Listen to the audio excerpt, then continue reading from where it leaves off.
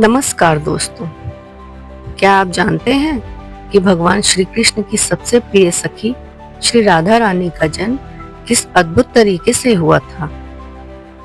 आज हम सुनेंगे वह दिव्य कथा जिसे सुनने मात्र से जीवन के पाप नष्ट हो जाते हैं और मन को एक अनोखा सुकून मिलता है।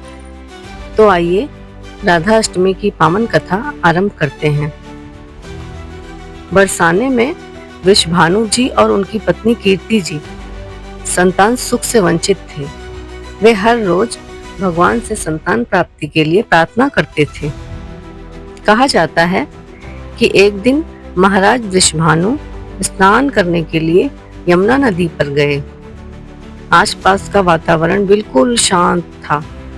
धीमी गति से सुगंधित वायु चल रही थी। पक्षियों की मधुर आवाज के बीच महाराज वृषभानु ने एक सुंदर दृश्य देखा। यमुना नदी पर एक स्वर्ण कमल पुष्प तैर रहा था। कौतूहलवश जाकर उन्होंने देखा कि उस कमल पंखुड़ियों के बीच एक सुंदर बालिका सोई हुई थी। उसका मुख पिघले हुए स्वर्ण के समान था। ठीक उसी समय आकाशवाणी हुई कि हे वृषभानु, तुमने और तुम्हारी पत्नी ने संतान प्राप्ति के लिए कठोर तपस्या की है, जिसका फल तुम्हें आज प्राप्त हुआ है। यह कन्या स्वयं लक्ष्मी जी का अवतार है। इसका नाम होगा राधा। ये भगवान श्री कृष्ण की सबसे प्रिय होंगी। वृषभानु जी और माता कीर्ति ने प्रेम पूर्वक उस दिव्य बालिका को अपनी पुत्री के रूप में स्वीकार किया।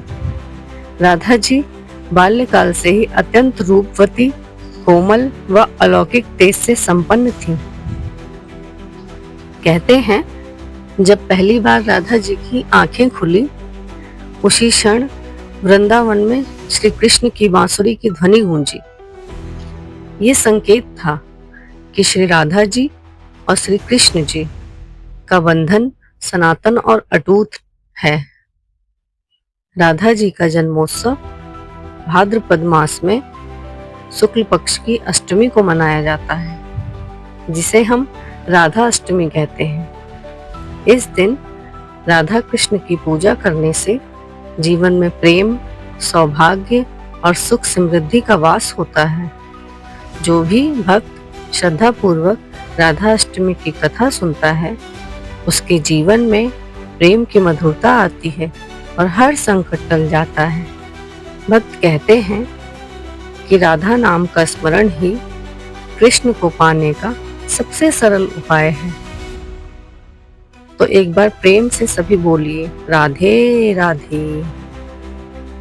दोस्तों, अगर ये पावन कथा अच्छी लगी हो तो इसे ज्यादा से ज्यादा शेयर करें, ताकि हर कोई राधा अष्टमी का महत्व समझ सके। Thank you.